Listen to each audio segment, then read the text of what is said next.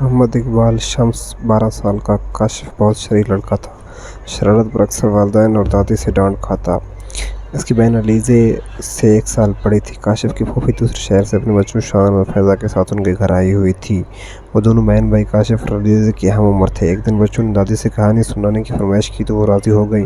शान बोला, नानी कोई भूत की कहानी मत सुनाएगी, मुझे बड़ा खौफ आता है भूतों की कहानियों से। ये सुनना था कि काशिफ के कान खड़े हो गए। एक शरारती मुस्कुराहट उसके लबों पर और आंखें एक चमक सी आ गई। अलीज़े इसे मानी खेज नज़रों से देखने लगी। कहानी ख़त्म होने के बाद अलीज़े ने काशिफ से कहा, लगता है तुम शान को बहुत बनकर डराओगे। काशिफ मुंह पर उंगली रखते हुए बोला, ऐसा बोलो सच, बड़ा मज़ा आएगा।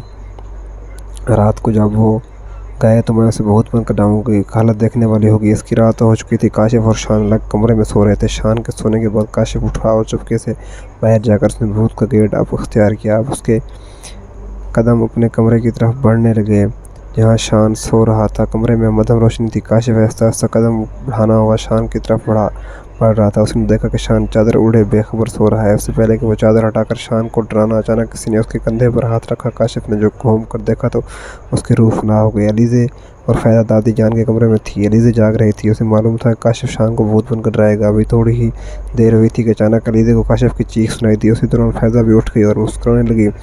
उसे देख कर अलीज़े को बड़ी हैरत हुई। तुम क्यों मुस्कुरा रही हो? अलीज़े ने पूछा। फैज़ा ने अलीज़े के कान में कुछ कहा जिसे सुनकर अलीज़े मुस्कुरा दी। काशिफ की चीख सुनकर दोनों हंस पड़ी।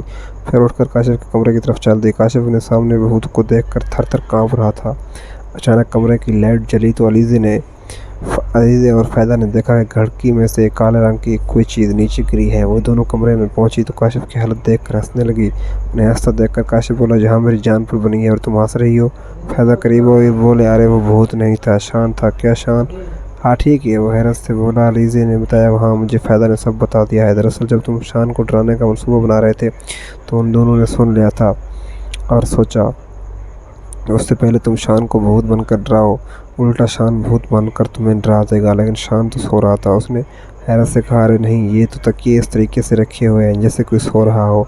ये देखो तकिए हैं। ये कहकर फैज़ा ने जैसे ही चादर उल्टाई वो चीख पड़ी। शान वहाँ गिरी, नहीं सो रहा था।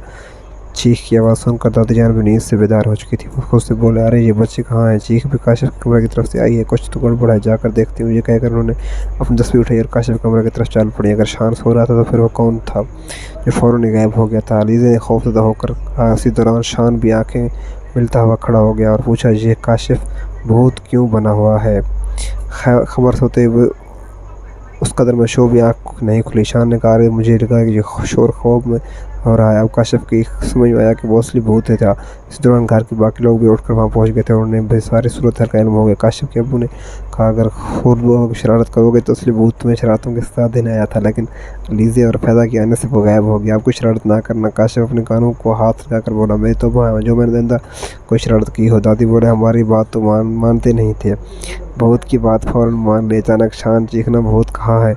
ये कहकर काशिफ खौफ से कांपने लगा। उससे कांपता देखकर शान जोर जोर से हंसने लगा। जब ये अब तक पता नहीं चल सका गायब होने वाला असली भूत था या कोई तीसरा किरदार था। वस्सलाम।